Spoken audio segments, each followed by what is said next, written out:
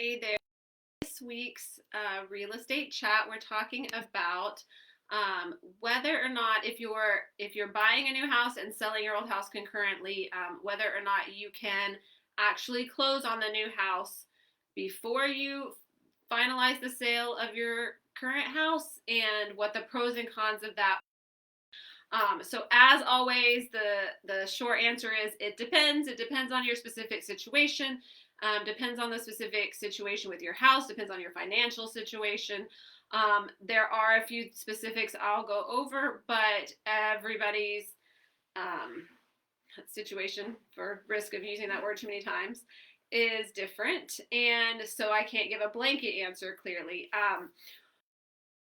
You need to know is if your lender will even allow that. So depending on current debt load, debt to income ratio, and what those payments would be if you have to make both payments, the lender may or may not even approve you to carry two mortgages at once, in which case you have to purchase your new home contingent upon the sale of your own, to close on the old house before you can close on the new house. Doesn't mean you can't go under contract on a new house before you sell the old one.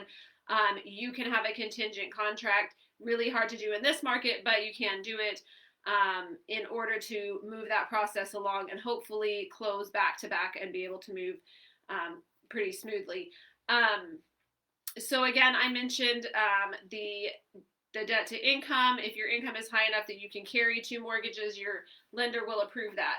However, no, you're not going to maybe get approved for as much on the second mortgage if you haven't dispersed of the first mortgage by selling that house, because of your debt to income ratio being too high. You may not get as favorable terms on the loan in that situation if it looks to the lender like you're going to be carrying both loans. And you do have the chance of carrying two mortgages even if you're under contract on the house you're currently in, if it falls through, if it doesn't sell as quickly as you'd like it to. The new home, you may have some months where you're carrying two mortgages. If you're planning to rent, it's the same thing. Yes, it can happen, but you're risking vacancy and carrying that double mortgage at some points temporarily. So just make sure that you have the reserves to be comfortable with carrying both mortgages if it does happen. Another con would be your closing costs may be higher.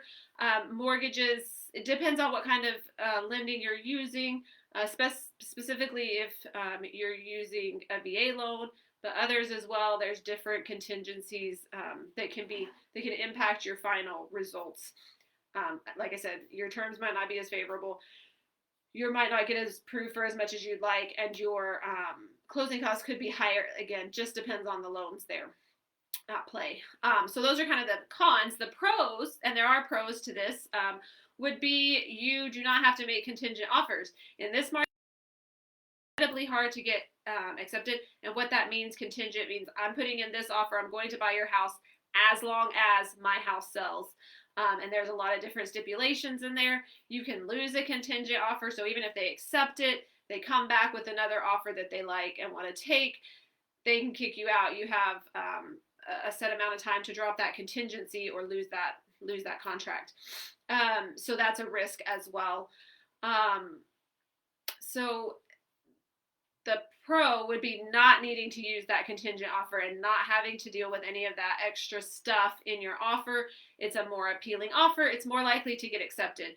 Another pro would be able to move on your terms. You're not, I have to be out of this house on this day, but I'm not closing in the other house until the next day. So there's all this real specific timing happening, and all the arrangement that goes along with that can be kind of difficult. So if you can have a little more leeway in that time frame, have a little bit of overlap maybe, that can make the move a lot less stressful, a lot easier to do. So those are kind of the main pros. It's on your terms, it's a better offer, a stronger offer, and you don't have to line everything up just right. So again, it is possible, depends on the lending situation and the lender, and there are pros and cons both ways. So this is just, if this is something you're considering and weighing, it's a good idea to chat with your, have a really good conversation about what makes the most sense for your personal circumstances. And go from there. So hopefully that was some helpful information. I know I threw a lot at you and I spoke really quickly, but if you have any other questions, please feel free to PM me here or email me, sabrina@shearhometeam.com. I'll put it in the comments, and I would love to go over your situation and help you decide what makes the most sense for you. Have a great rest of your week.